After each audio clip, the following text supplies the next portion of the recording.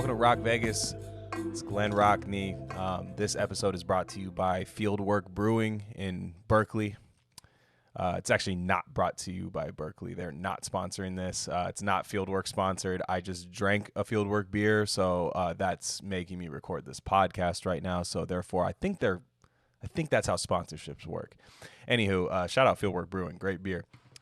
So today is the day the schedule dropped for the Las Vegas Raiders. And so far, I don't see that much air travel on there. That's my first instant thought. Wanted to get to a couple things before we get to the schedule. Did a couple depth signings, kind of camp bodies the Raiders did this week. They brought in Sam Young, veteran swing tackle.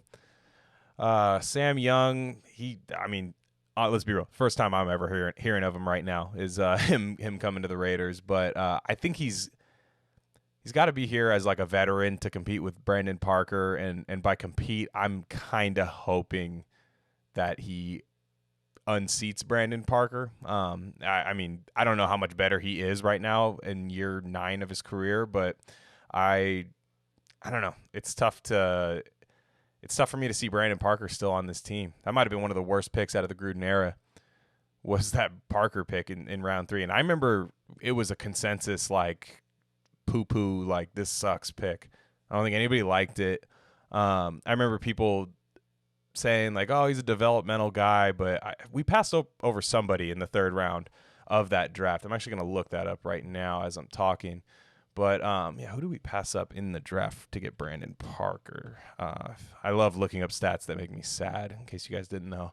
But, Sam Young, I think he's just there to push even David Sharp, who I don't hate David Sharp. I don't think he's done terrible for the Raiders, but maybe one of those two guys is going to get pushed out by a veteran. Like I said, I wish it wasn't our 3rd round pick from a couple years ago. There's a lot guys that come out in the 3rd round now are pretty good. You don't usually throw those picks away. So let's see. Okay, Oakland Raiders round 3. Where were we at? Brandon Parker. There he is.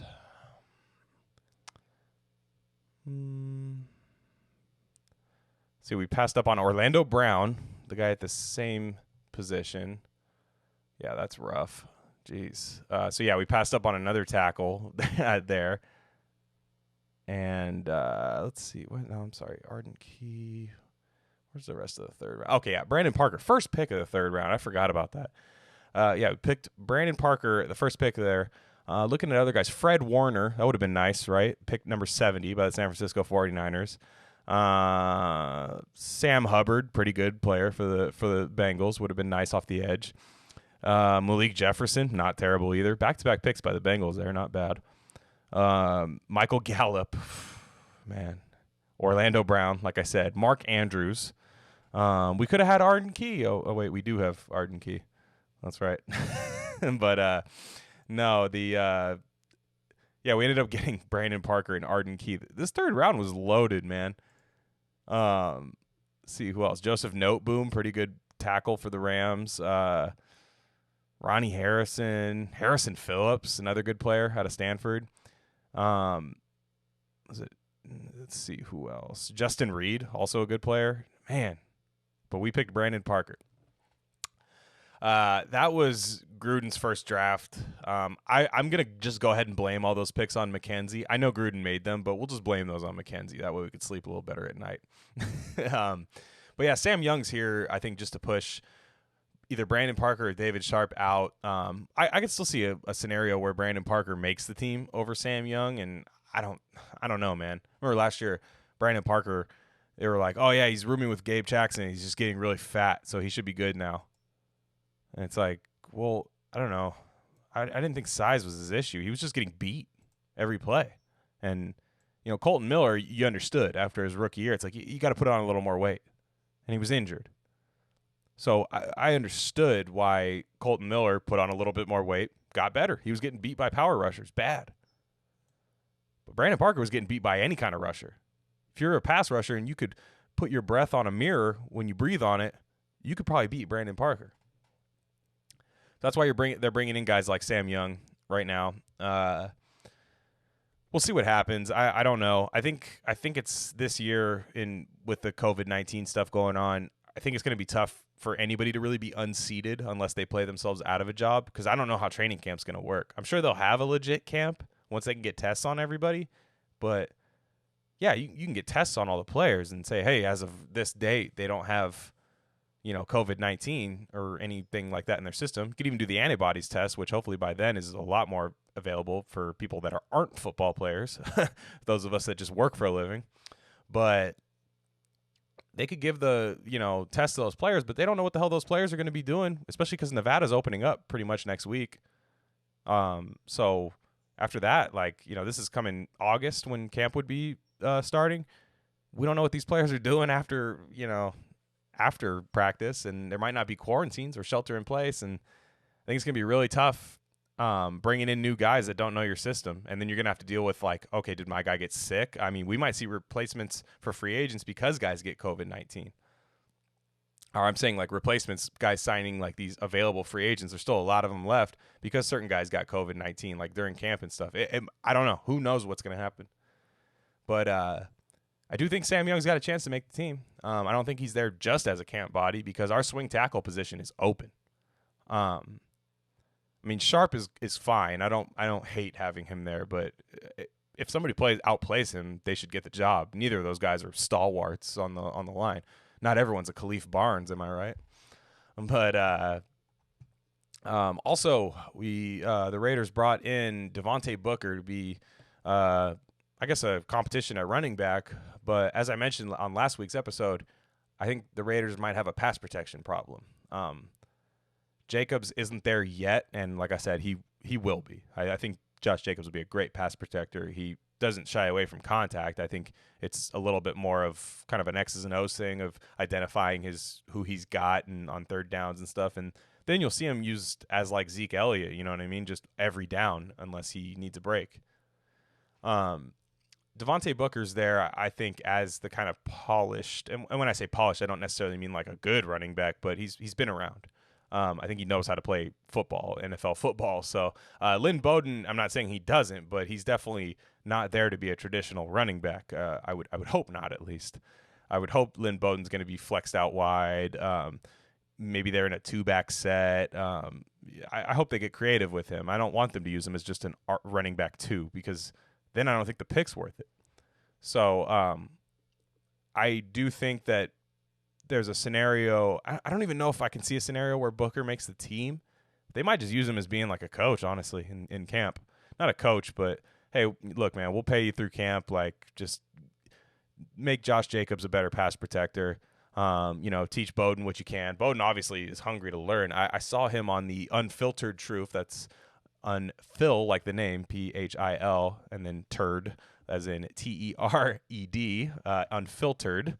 The Unfiltered Truth. Shout out, I think it was Phil Robertson and what is it's Phil. They're both named Phil, and I'm blanking on the last name, but Phil Jones. I'm sorry. So the Unfiltered Truth, they had Lynn Bowden on, and the guy's a ball player, man. That's one thing I love about the guy. He's ready to play. He's ready to be explosive for this team. He's ready to score points, but I'm not sure I see it in pass protection yet, and there's not a lot of film of him doing it. If you do have film, please send it to me. I would love to see it, and it would definitely put me at ease as far as that goes. And if you know anything about John Gruden, just watch Hard Knocks last year. He's showing pictures of Danny Woodhead, and Danny Woodhead just picking up blitzes. That's his favorite thing. A white running back that picks up a blitz, Gruden is protruding through his pants and shooting ropes everywhere when he sees that. So if you can't pick up a blitz, I don't know how you make this team other than Bowden. I think Bowden's here for other things. I think he's just listed as a running back, kind of like that Dexter McCluster. Antoine Randall was a receiver, but I don't know if I think they're just going to have a position next to him. But I would be hard pressed if they just bring Bowden out to just spell Josh Jacobs. I don't think that's what they're viewing him as. So you never know. Booker could make camp. Booker could be there. I think they just want to keep veterans around too, in case there's really limited practice time for some of these rookies, because people aren't talking about it. There is for sure a chance that we see the most veteran and oldest NFL rosters that we see as far as like time served in the league, right? And when I say that, I think you're going to see rookies not get as much playing time this year. I think it's only right to say that. And if you're like me, you draft and you're like, I want to see the guys we drafted. That's who I want to see play. But I think we're going to have to just temper our expectations a little bit. I think veterans are going to have the upper hand. And not just veterans from the same team from the year before, just veterans in general. I think Bowden, again, he might not get the reps in pass pro that he needs because, again, we don't know about training camp. And Jacob still needs to get better at it, and maybe he doesn't. So I think Booker's just a little insurance, just in case. In case he'll be there and have, be able to spell Jacobs or whoever, and not be Richard, because Richard's just a third down back. He's not going to be the guy to back up Jacobs ever, in my opinion. So let's get to the schedule. No. One thing. There's a lot of really good free agents still available. Supposedly the Raiders don't have any money, but I don't believe it. I don't believe the cap is as solid as we think it is. You can manipulate it. They could get rid of Gabe at any time. Again, I'd like to keep him if we can. But some of these free agents, man, I think it might be worth it. So, Cam Newton, obviously we're not going to get into him. This is off of NFLTradeRumors.com. This is just their best available free agents. Clowney, I already saw a Diana Rossini tweet that said they have no interest in him. And let's be real, Clowney isn't the pass rusher that we think he is. He's an elite run defender, but I think we have fine run defenders on the D-line. I don't need Clowney, and I don't think we're going to need to pay. I don't think we need to pay whatever defensive end we do end up signing. I don't think we need to pay him as much as Clowney's going to get.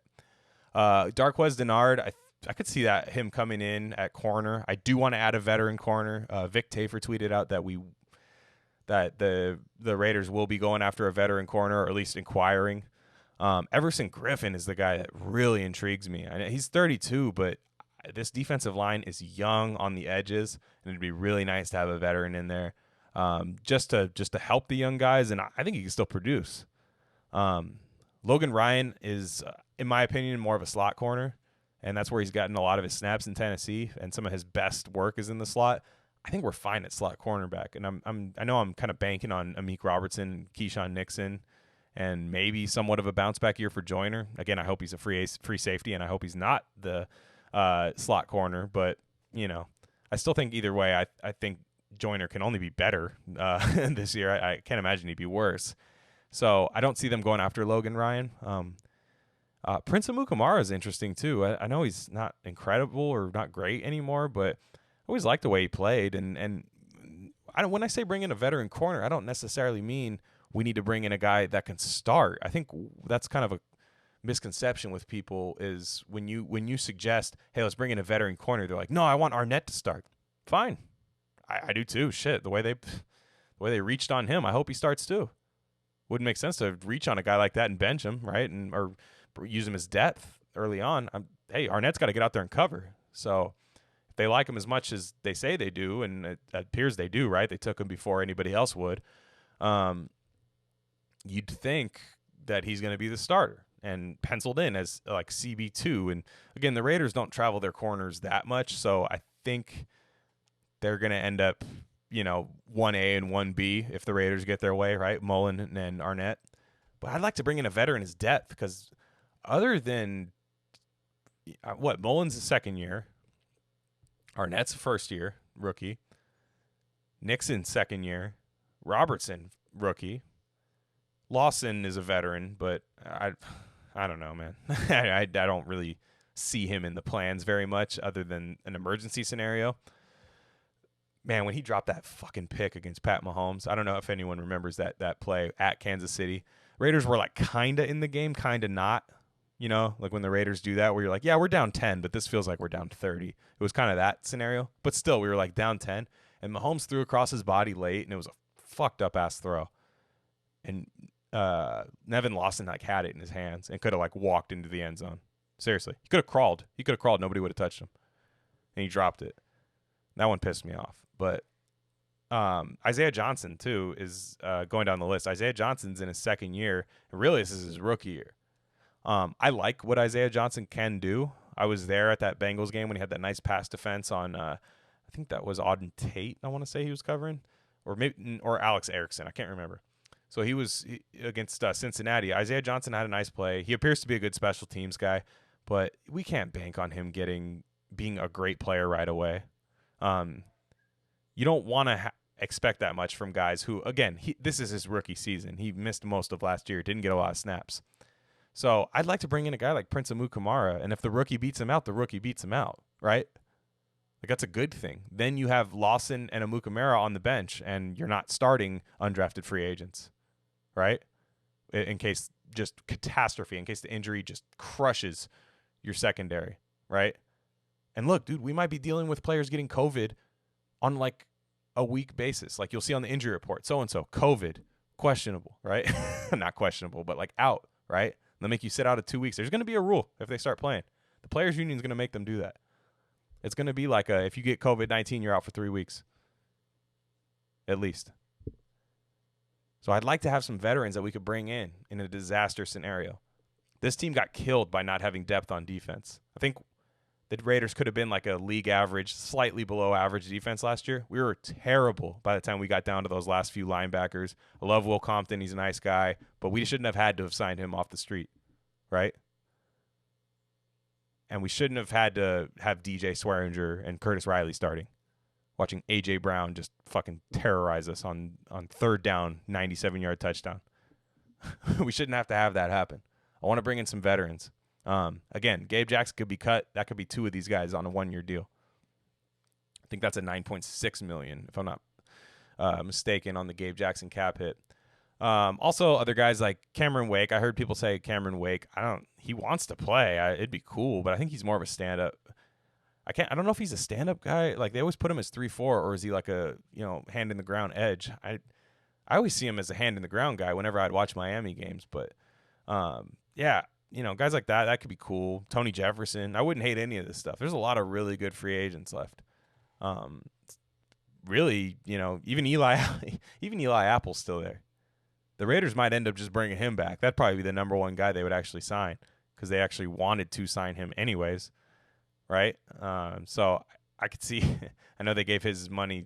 Well, they didn't necessarily give his money, but they took his contract back for whatever reason. I think it was a physical related, and then put that half that money on Demarius Randall, which I did like at the time. But if they bring Eli Apple back because they like him, why not, right? He's 25, but he is a veteran. So again, I just don't want this Raiders team to be screwed, by week 12, whatever happens, injury wise, because injuries will happen to this defense. I don't want to get completely screwed when we have guys get injured, right? I don't want to be down to the Swearingers. Don't want to be down to the Curtis Rileys. I don't want those guys like that to have to start, guys off the street. Let's sign them now. Get them in camp now. All right? So without further ado, I'd like to get into the schedule this year. I'm not big on predicting wins and losses like when the schedule comes out. I'm going to go through every game, but I'm not going to that's a win, that's a loss. This is an 8-8 team to me. With before or after seeing the schedule, I have them as an 8-8 win team. And for me, the way I calculate that is I think they're 9-7 talent, right? If 9-7, 10-6 if everything goes right, 9-7 if it's a good season, everyone's for the most part stays healthy. 8-8 to me is like the median of like what I think they could be. So that's what I'm going to predict, 8-8. So that's nonetheless, let's go through the schedule. We don't know anything about these teams yet, right? Last year, played Indianapolis. I remember at Indianapolis when I saw them early in the year. Damn, they got to go to Indianapolis. I remember that was after that was when the crazy road stuff started, like crazy road games. I'm like, damn, first game's going to be at Indianapolis, man. They're going to have Andrew Luck, man. I don't think we have the defense to stop Andrew Luck. I mean, we ended up getting Jacoby Brissett. So you just don't know. Andrew Luck retired before the season. So that's why I don't really like to predict the wins and losses right now. But nonetheless, week 1, tentatively scheduled at September 13th, which why wouldn't that date change, right? It's just all going to matter if we get fans in there or not. At Carolina Panthers.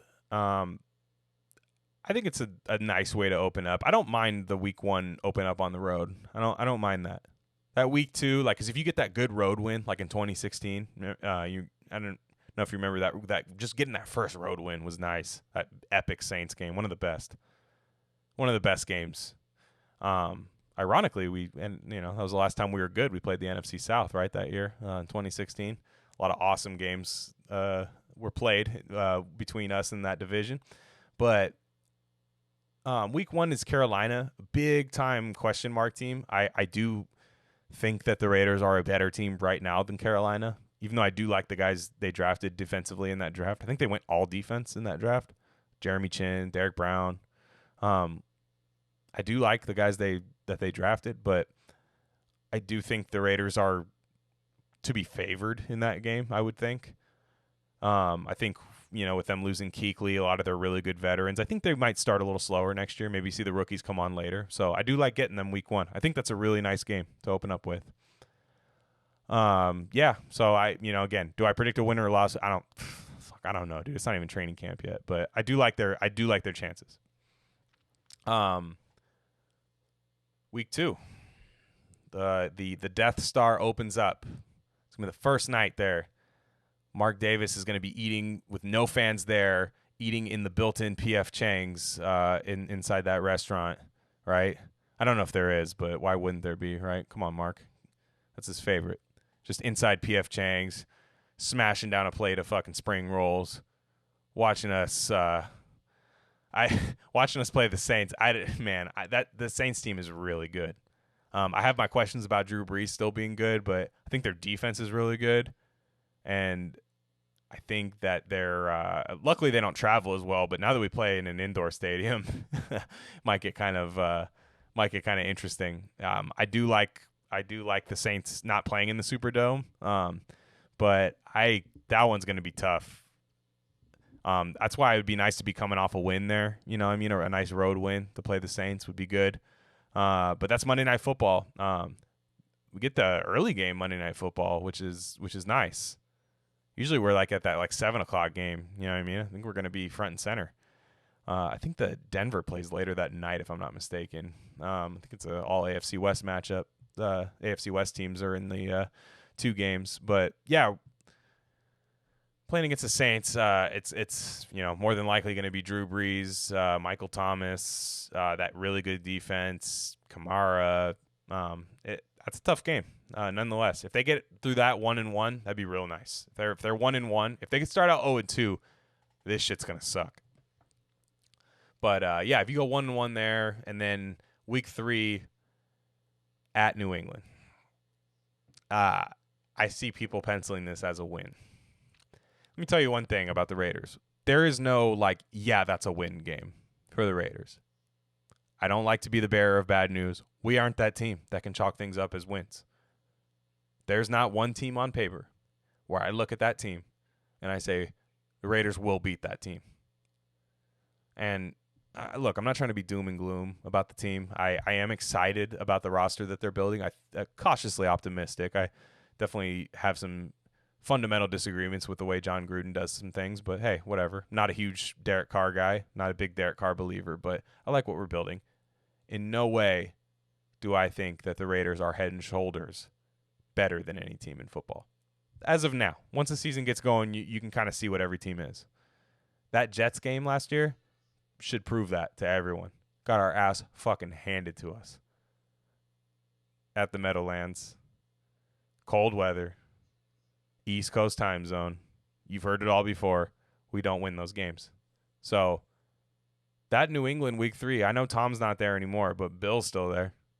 Bill Belichick's still there. They lost a lot of guys. I mean, that's nonetheless. And if this all kind of depends if Jared Stidham's good, but do you see Carr lighting up New England? I don't.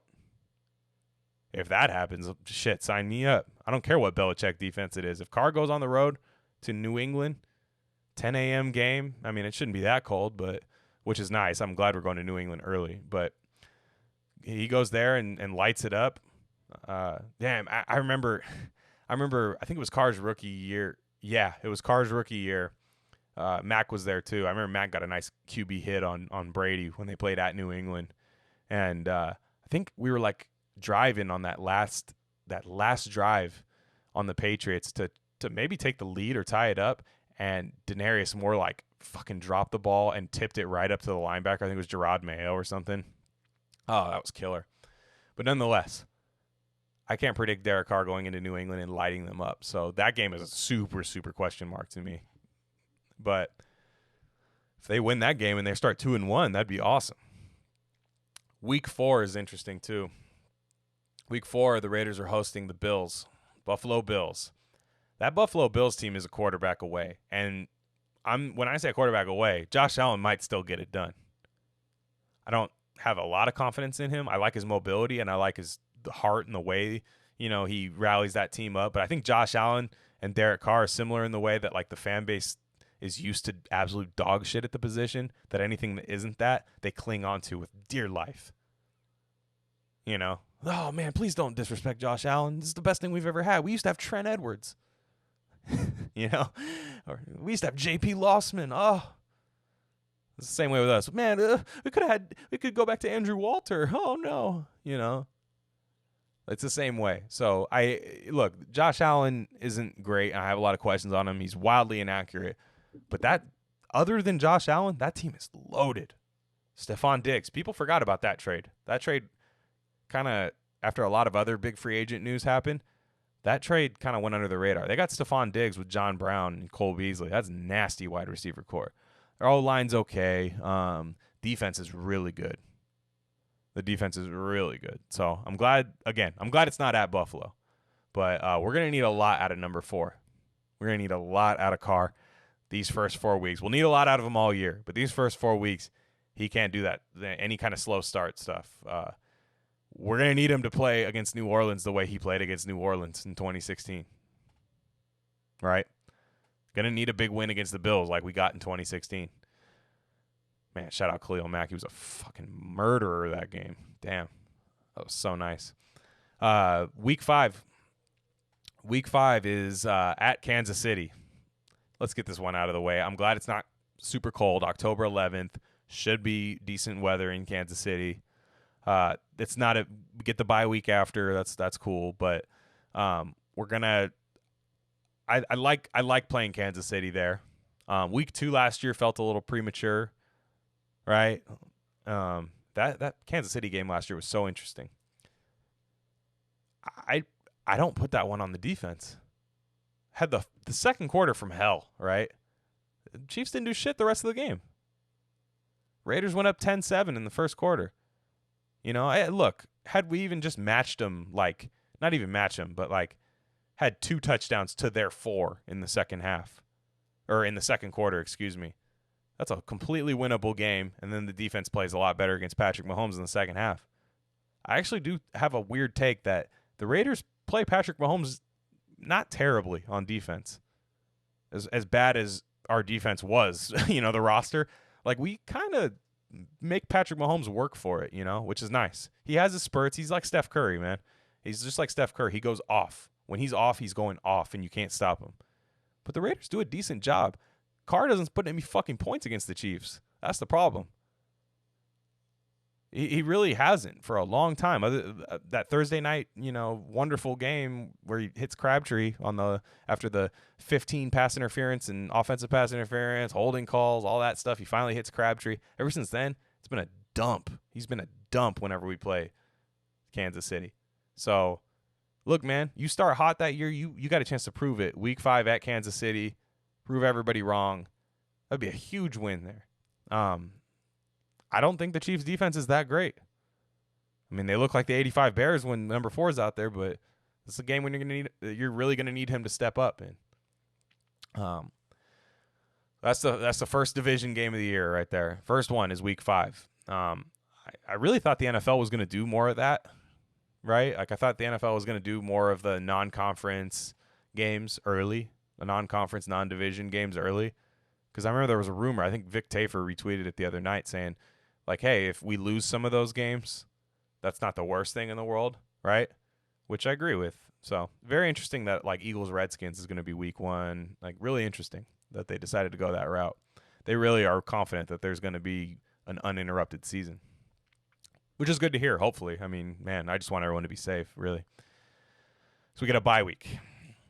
They're going to have to enjoy that bye week, right? Hope maybe some stuff in Vegas is more open and accessible. Have a fun time. After the bye week, Sunday Night Football at the Death Star.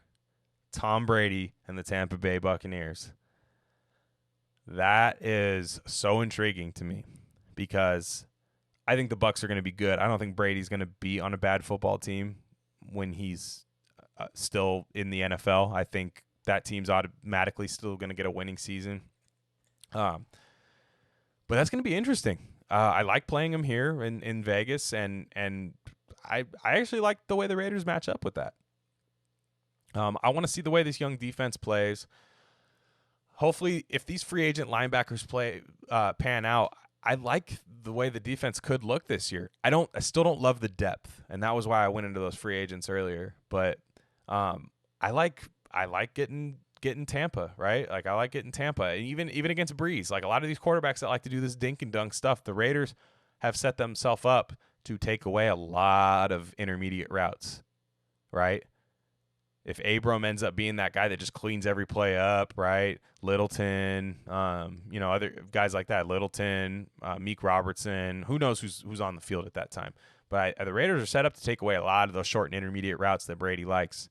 And Breeze can only throw those now. They bring Taysom Hill in to throw the deep ball. Probably Winston now. All right. So Sunday Night Football, I'm juiced about that. I'm normally like fearful with the way the Raiders have played. Sometimes when we get these big Sunday night games where we're really overmatched, I get scared sometimes, but man, like bring it on. Let's do it. Sounds good. Week 7. Hopefully that Bucs defense should be pretty good. But look, man, best I ever saw Derek Carr play was against Tampa Bay 2016. That was the best I ever saw him play. That was an incredible game. Seth Roberts just breaking that tackle and walking in the end zone. That was the best I've ever seen him play in one single game. And, hey, maybe that's the team he likes to play against. So a lot of these games are – I hate to put this much on a quarterback, but it's kind of what it is. I don't expect the defense to be elite. We'll get ahead of that right now. I think this defense is going to be opportunistic. I think they're going to have a lot of ups and downs. I think they're going to get a lot of penalties, a lot of personal foul stuff because of the physicality of the game, of the guy. They drafted really physical guys, and the league is not that physical anymore. So I think the defense is going to be real volatile. I think you're going to see them look elite, certain, even just quarters at a time. But then I think you're going to see them struggle, right? I think they're going to see kind of like getting overzealous and stuff like that. And I still have questions about Paul Guenther. And I think even by that Tampa Bay game, that could be Rod Marinelli's first game as defensive coordinator after the bye week. Raiders start 0-4, 0-5. I don't expect Guenther to be there. So this could be the, first week of Rod Marinelli there, especially after the bye week, So Tampa Bay, really excited about that game. It's winnable. It's winnable. The only one I don't really see them winning is that first Saints game. Really scares me, only because I think the Saints are going to have a really good defense this year. That Zach Bond pick they got, I think their defense is going to be really good. Buffalo is going to be really tough too, and then traveling to New England, it's tough for me to all out say they're going to win this game, but I also have I can be talked into winning them, So that's why I have them going 8-8, right? 500. That's just kind of me shrugging my shoulders at the season because a few things go right, they could be 10-6. Week 8, we've got the Cleveland Browns at Cleveland Browns. So this is 2 road games in a row after the bye week and the home game against Tampa. So this would be week 3 out of 5 that would be on the road. If you count Kansas City bye week, home against Tampa, at Cleveland, at LA. I always want to call them San Diego, and everyone's going to want to call us Oakland still. Cleveland that's a wild card because you want to say, like, this is the year they figured it out. But Cleveland's kind of like the Raiders where we all think this is the year they figured it out. And they're like, oh, yeah, it's the Browns. Oh, yeah, it's the Raiders. So that's a complete wild card. I remember a few years ago, I think must have been Carr's rookie year. I remember we went to Cleveland, and damn, that sucked. That was a bad game. Like at Cleveland, I think Matt Schaub threw a pick six on a fake field goal, if I'm not mistaken. He was holding the snap. That was terrible. So I think that was the last time we went to Cleveland. But then you had the great Cleveland game, Gruden's first win back with the Raiders, in the overtime game where Reggie Nelson picked off Baker Mayfield and we got the game winning field goal against them. That was really cool. So Cleveland's a complete wild card. Definitely a winnable game, but like I could also see Cleveland like just a small chance where they end up being like greatest show on turf level good too. So very interesting. Very interesting, but I do like I do like that game being right there. I think they're going to be well rested after a bye week and a home game against Tampa, so it should be nice. Week 9 at LA, our second home. But if there's no fans, then advantage Chargers, right? Team that's used to having no fans, and then they won't be getting booed on third down and trying to do silent counts and stuff because all the Raider fans there. So that's the one I hope that we do have fans for there. But I believe Mayor Garcetti in L.A. said that there's not going to be any sporting events that have fans in the calendar year of 2020, and this would be November 8th, so it would fall under that line. So I would anticipate playing that game without fans. I think we get Justin Herbert this week. I would think. I don't think Tyrod Taylor's there to be the starter for very long, if at all. So I think Justin Herbert sucks. So let's beat the Chargers. Their defense is really good, but I do think their offense will be kind of weak, honestly. I'm not a huge fan of their offense. Keenan Allen's really good, but he's never really murdered us like that. He doesn't kill the Raiders in that way. So I don't think that's enough to take the Raiders down. So that's one of the games I do like. I like both our matchups against the Chargers this year. I could be wrong about Justin Herbert, but I just don't see it, and I'm really glad they drafted him and didn't end up getting Tua. Week 10, coming back to the Death Star at home against the Broncos. There's a lot of people who don't like Derek Carr. I consider myself one of them. I'm not a fan. I don't think he's very good. I think he can be good. Whatever. I'm not getting into this debate. You want to listen to the older episodes where I talk about Carr, go ahead. I don't want to focus it too much on this. I'm not a huge Drew Lock believer. I definitely think he's got the traits to be a good quarterback. But I don't know. To me, he's like kind of Jay Cutlery to me. Like kind of like got a great arm. I think about 5 years from now we'll be like, hey, why wasn't he better? You know. But I think he's going to turn the ball over a lot. I don't think he's that great, and they're going to be asking a lot out of their rookie class, similar to the Raiders. I think they're kind of a similar 7-9 team that could be 9-7, but a lot of people are like really like, man, Carr isn't as good as Drew Lock. I think they're about the same, honestly. I don't think Drew Lock is all that great, but we'll see. I think he's, like Jimmy Garoppolo looked really good his last 4 weeks that one year, but then you kind of saw him. Look, they were still successful, the Niners, but you kind of saw what Jimmy Garoppolo was after one full season. He was kind of more of a game manager. I think Drew Lock is just one of those guys, like a more of an Alex Smith kind of guy with a slightly better arm, but I also think he's going to turn the ball over more than Alex Smith, So huge wild card with him.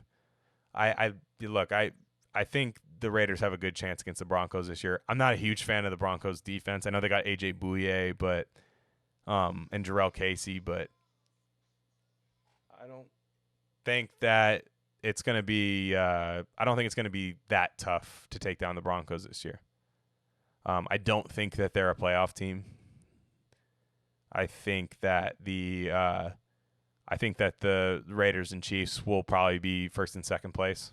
But the question is how close we'll be to Kansas City. And I do think that second, third, and fourth place in the division will be within like a game and a half. So I think it's going to be kind of a dogpile. And those division games against the Chargers, Broncos, and Raiders are going to decide like second, third, and fourth place, like just within, within week 17 of the season. So, again, I know the Broncos had a great draft. I don't know if that draft, especially given this year, is going to be as impactful as it would be in other years. And that's the other thing I say about the Raiders, why I want them to go get some of these veteran free agents, because I don't think the draft I don't know if you can expect a 1,000-yard year out of Henry Ruggs, despite the fact that I think he's going to get a lot of touches or design touches. I think it's going to be really tough for them to learn the system, especially with a coach like Gruden who leans on veterans a lot. Gruden's used to having best offense Gruden ever had. He had two 35-year-old wide receivers. So, again, I think the Broncos will be running into the same problem. I don't know if Jerry Jeudy's going to have the rookie season that a lot of the scouts think he's going to have, simply because it's just going to be tough for him to develop chemistry with Locke. I think Cortland Sutton's going to have a huge year, right? And that's definitely tough now that the Broncos have a couple receiving options there. But I like the matchup between Denver and the Raiders. I like the Raiders' chance to sweep them, honestly. But Week 11, this is Kansas City will have a bye the week before, and then the Raiders are at home Sunday Night Football against Kansas City. We all know Andy Reid after a bye is damn near Thanos, right? But I just look, you could say the excuse all you want. Oh, Kansas City after a bye, the NFL hates us. Okay, the NFL doesn't hate the Raiders anymore, right? I'm sorry. It's just not true. Referees do not hate the Raiders. Referees call plays. A lot of times they go off a tendency, okay? In my opinion, the reason the Raiders get called for a lot of pass interference is because they don't play that good, right? So when there's a bang-bang play, they're going to err to the side of the better team most of the time, right? You can give me your conspiracy videos, Gene Steratore with the index card. Look, there's been things. I'm not saying there hasn't. There hasn't been certain scenarios that make you go, But when people get mad at the schedule makers, oh, Kansas City after a bye, man, we got to beat Kansas City. Right? This is the same thing where it's like Derek Carr needs this to win. Derek Carr needs this to win. Derek Carr needs this to win. And then the referees have to call the right calls. Man, he's going to have to beat Kansas City, especially at home. I don't care if they haven't played in 4 weeks. He's going to have to go in his home stadium, light up Kansas City's defense, and the defense is going to have to just do enough to stop Pat Mahomes. That's how you have to beat the Chiefs. You don't beat the Chiefs scoring less than 30 points. Right? Doesn't matter what the defense gives up. You cannot beat them scoring less than 30 points. This offense has to crush Week 11. Has to just come out firing. And we've seen it happen before. Why can't it happen against the Chiefs? I don't get it. Right? So that's a huge game. I see that being one of those games where the Raiders are at 500 or close to it, maybe a game over, game under, or something like that, and that being the game that basically dictates the rest of your year. They come off hot against Kansas City, crush it, then they're at Atlanta the next week, right? If you're at Atlanta after beating Kansas City at home, I don't think you care that much.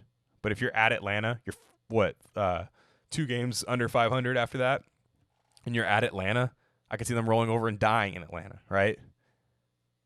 So Kansas City Week 11 game, man, it's the best in the league. You got to beat the best team in the league to be good, right? They're going to have to do it. You can't hide from Kansas City. You can't ask the schedule makers to give you favorable matchups with Kansas City. You're going to have to beat them. You can't hide from them. But anyways, Week 12 at Atlanta Falcons. So that'll be interesting. I like the matchup there. I like the matchup.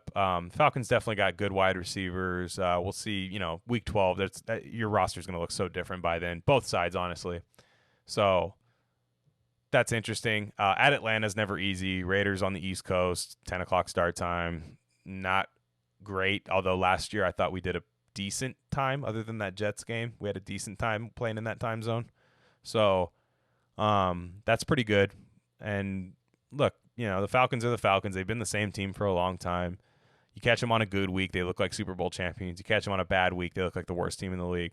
And so, again, it's a winnable game. There's not a lot of games I see as not winnable, and there's not a lot of games there's no games I see as slam dunks for the Raiders. So, at Atlanta, Week 12. Week 13, at New York Jets. The New York Jets last year, that was one of the more embarrassing games I had ever seen. The Raiders play. That was bad. That was awful.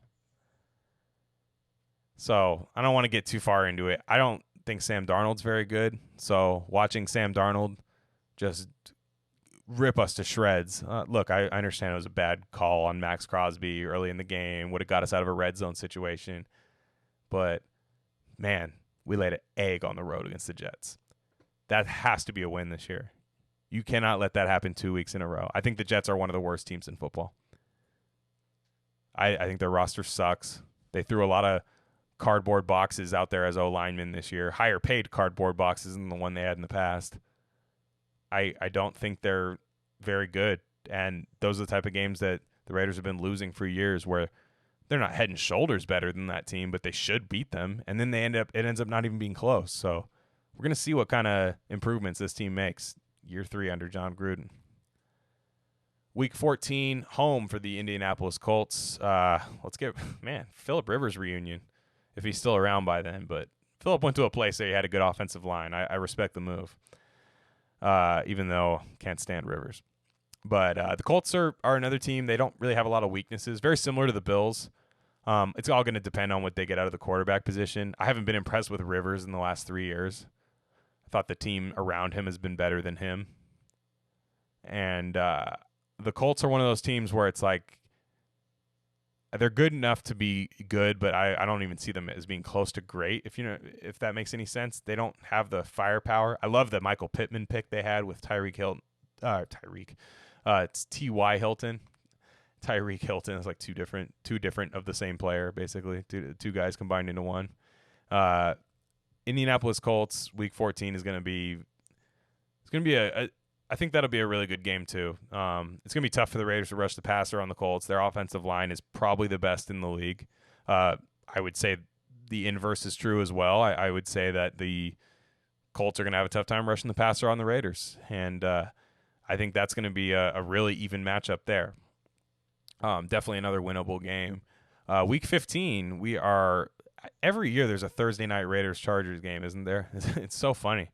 I think 2018 they didn't have one, but it seems like almost every year there's a Thursday night Raiders-Chargers game, which is awesome. I love that matchup at night. It's so cool. Raiders playing well at night too, which is always nice. It's like whenever we don't look as good when we play them during the day for some reason. But I like the way the Raiders match up against the Chargers this year. I think those are going to be low-scoring games, kind of ugly games. Winning ugly is going to be the key in those games because I think the Chargers defense is legit. But I don't think the Chargers offense is legit at all.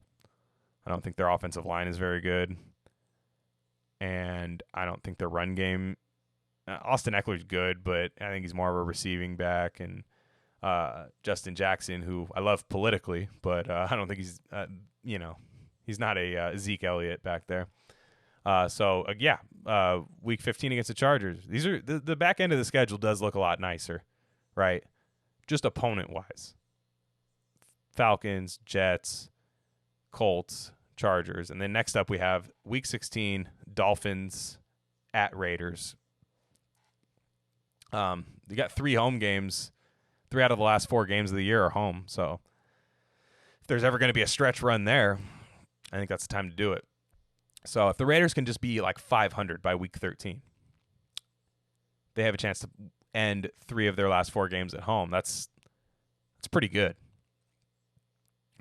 Week 16 is the Dolphins. I would expect Tua being the quarterback by then, but you never know, man. Ryan Fitzpatrick is like a cockroach in the league, man. You can't get rid of the guy, and nor do I think he should be gotten rid of. He's very entertaining.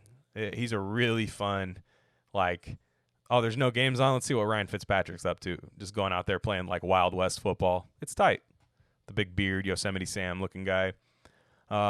So if Tua's the quarterback there, it's a completely different team in my opinion. But this is a game that the Raiders should beat the Dolphins this year unless they just smash the draft and drafted like 4 Hall of Famers that contribute instantly. I think the Raiders are better than the Dolphins at almost every position. Debatable as far as quarterback, but and corner. I think the Dolphins are going to cover well this year, but that's a game they should win. Again, if the Raiders are at 500 after Week 13, I love their chances, right, of going on a run on the stretch. Week 17, ending the season, they are at Denver. Again, I said what I said about the Broncos. I think it's a pretty even matchup, but I don't see the hype yet for the Broncos. I still think they're a year away from being like, whoa, watch out for the Broncos. I think they're still a year away from that. So I think there's a decent chance that the Raiders could win. Man, if they find a way to split with Kansas City, I could see a reasonable chance that they win 4 games and sweep the Chargers and Broncos. It could happen. Again, we're at mercy of what Derek Carr does. People say wins aren't a quarterback stat or whatever. What is it? It's like wins are not a QB stat. And like people that say that kind of stuff, it's like, yeah, they are. I'm sorry. Like you can't say that a win-loss record is irrelevant. I get that it doesn't tell the full story. I still think Derek Carr is like a 500 winning percentage quarterback. I don't think he's as bad as his record is, right? But nonetheless, man, he's got to show he's a winning quarterback this year. He's only shown that 1 year, right? Instantly was not the same thing the next year. So I got him at 8-8 only because I don't know if I trust the quarterback. I kind of know what I feel like I know the defense can be about average. But if we have an average quarterback, average defense, I'm probably picking 8-8. I'm sorry, there should be more science applied to it, right? But I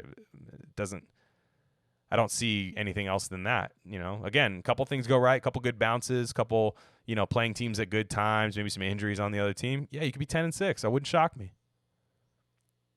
But I see 8-8 with this team. I'm just excited. There's a schedule. Schedule to me, I don't think the NFL would roll this schedule out without without at least considering the fact that they won't play the games, right? So it's encouraging to see. I just, I don't anticipate fans in the stands really at any of these games because I don't think they're going to allow if California doesn't allow fans, right, the Niners and Chargers and the Rams, they don't allow fans. How is the rest of the league going to get away with having fans, right? I don't think they're going to allow it at certain games and oh, here, wow, no fans here, right? One can argue the Rams and the Chargers never have fans, so that I would be the lawyer arguing that point. But again, got to do what's safe. Let's just get through this pandemic. Football with no fans is still fine for us on TV, although I'm sure for the players it's a bit weird. So again, that's the Raiders' schedule. I'm predicting an 8-8 season. I didn't go game by game as far as if they're going to win or not. Just taking a look at what the teams are, doing a kind of division roundup, and just seeing the travel. The travel doesn't look terrible. Like Cleveland to San Diego or Cleveland to LA. Damn, I did the San Diego again. Right. When I'm looking at the back-to-back road games, there's only 2. They don't play any stretch of 3 in a row. It doesn't look like on the road, which is nice. But they do get 3 home games. So again, there's no excuses for Derek Carr. Right. The longest tenured guy on this team. There's no excuses. 3rd year in the system. He should have the wide receivers that he needs. Should have the time he needs to throw. Should have the running game that he needs. Defense, again, I don't connect defense to Derek Carr, right? If Carr's putting up 30 a game and we end up 7-9, I know Carr's not the problem. So, again, I just want everyone to stay safe, and you can subscribe to Rock Vegas on iTunes, and I'm Glen Rockney, at Glen Rockney on Twitter, at GlenRockney.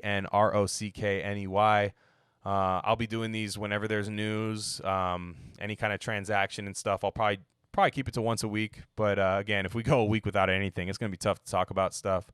Again, find me on Twitter. I'm around. I'm very much online during these quarantine days. So you can feel free to, if you like this podcast and you want to hear me talk about something, especially during these slow times, just send me something on Twitter. No problem. At Glen Rockney. All right, guys, that is it for me.